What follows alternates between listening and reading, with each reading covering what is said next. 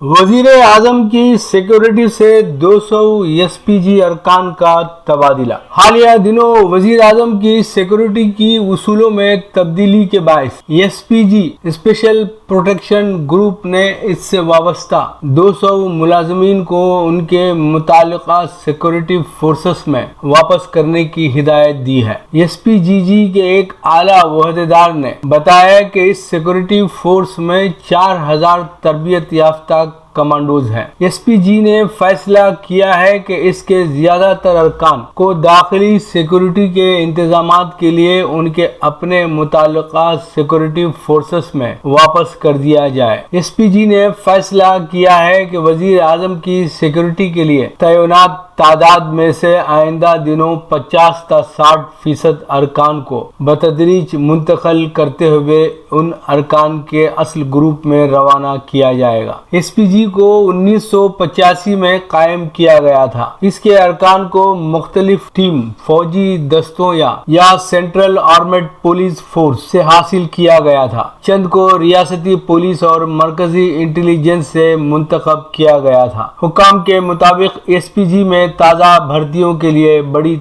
तब्दीलियां की जा रही हैं।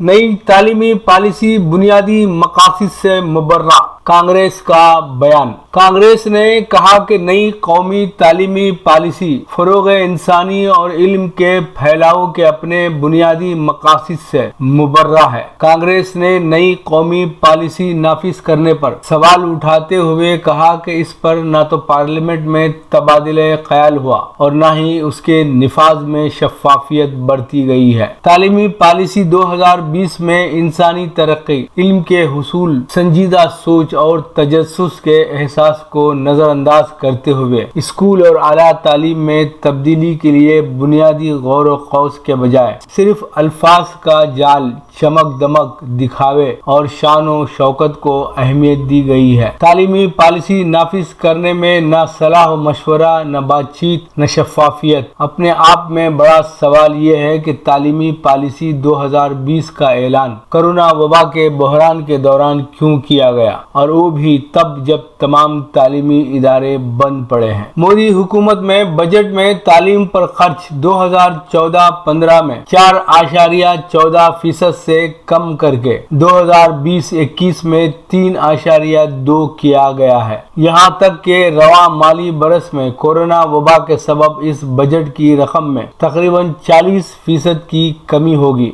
जिससे तालीम पर होने वाला मजमूई खर्च बजट के 2% के बराबर ही रह जाएगा। यानी तालीमी पॉलिसी 2020 में किए गए वादों और उन वादों को पूरा करने के दरमियान जमीन आसमान का फर्क है।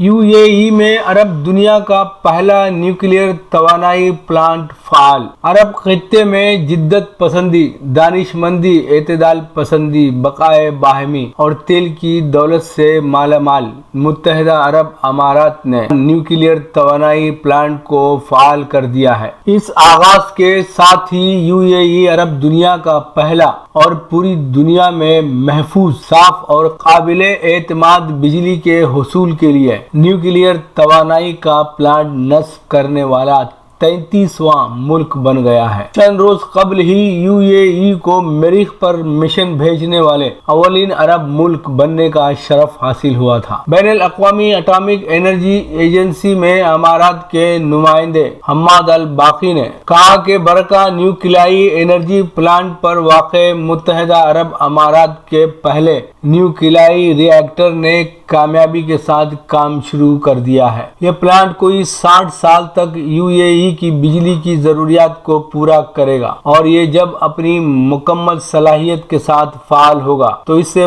5600 میگا واٹ بجلی پیدا ہوگی۔ اس ماحول دوست منصوبے کے کلیتاً عمل میں آ جانے سے ہر سال 2 کروڑ 10 لاکھ ٹن کاربن کے اخراج کی بچت ہوگی۔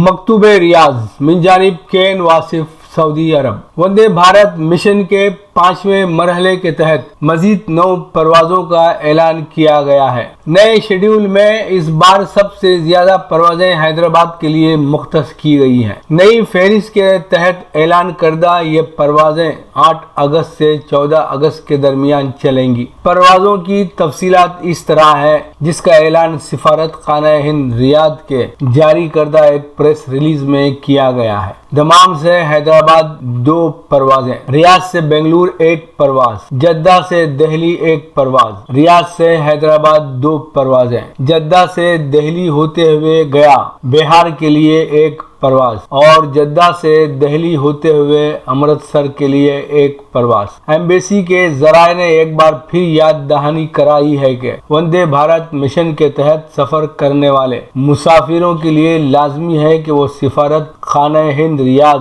یا انڈین قونصلیٹ جدہ میں ریپیٹریشن فارم بذریعہ نیٹ لازمی طور پر داخل کریں۔ فارم نہ داخل کرنے والے لوگ ان پروازوں سے استفادہ نہیں کر سکیں گے۔ حج 2020 کے حوالے سے حجاج کا کہنا ہے کہ حکام کی جانب سے انتہائی معیاری انتظامات کیے گئے، جس کی جتنی بھی تعریف کی جائے کم ہے۔ مجموعی طور پر حجاج کا کہنا ہے کہ خوشی کے ان لمحات کو الفاظ میں بیان کرنے سے قاصر ہیں جو ہمیں اس فریضے کی انجام دہی کے دوران پیش آئے۔ انتہائی سکون و اطمینان سے تمام ارکان ادا کیے۔ حکام کی جانب سے کسی قسم کی کمی کا احساس ہی ہونے نہیں دیا گیا۔ تمام انتظامات مثالی تھے۔ لیجیے اب پیش ہے ہمارا پروگرام وقفہ ادب۔ وقفہ ادب میں جناب غفران امجد کو سماعت فرمائیں۔ غزل وسیلہ ٹی وی کے ناظرین کے لیے پیش ہے۔ مطلع ملاحظہ فرمائیں کہ دیار عشق میں تنہا تھا میں خطا کی طرح، دیار عشق میں تنہا تھا میں خطا کی طرح، کوئی صدا بھی نہ اٹھی میری صدا کی طرح، کوئی صدا بھی نہ اٹھی میری صدا کی طرح۔ اور حضرات شعر ملاحظہ فرمائے کہ میرے خیال کی رنگینیوں پہ حیرت کیوں، میرے خیال کی رنگینیوں پہ حیرت کیوں، لہو کو پہنا ہے میں نے بہت قبا کی طرح، لہو کو پہنا ہے میں نے بہت قبا کی طرح۔ اور تضمین ملاحظہ فرمائے کہ دعا قبول نہ ہونے کا خوب چرچا ہے، دعا قبول نہ ہونے کا خوب چرچا ہے، دعا بھی آپ نے مانگی کبھی دعا کی طرح، دعا بھی آپ نے مانگی کبھی دعا کی طرح، دعا بھی آپ نے مانگی کبھی دعا کی طرح۔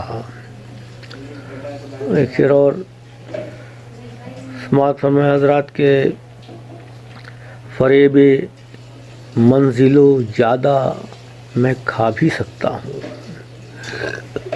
فریب منزل و جادہ میں کھا بھی سکتا ہوں، ذرا سا بھیس بنا لیجئے رہنما کی طرح، ذرا سا بھیس بنا لیجئے رہنما کی طرح۔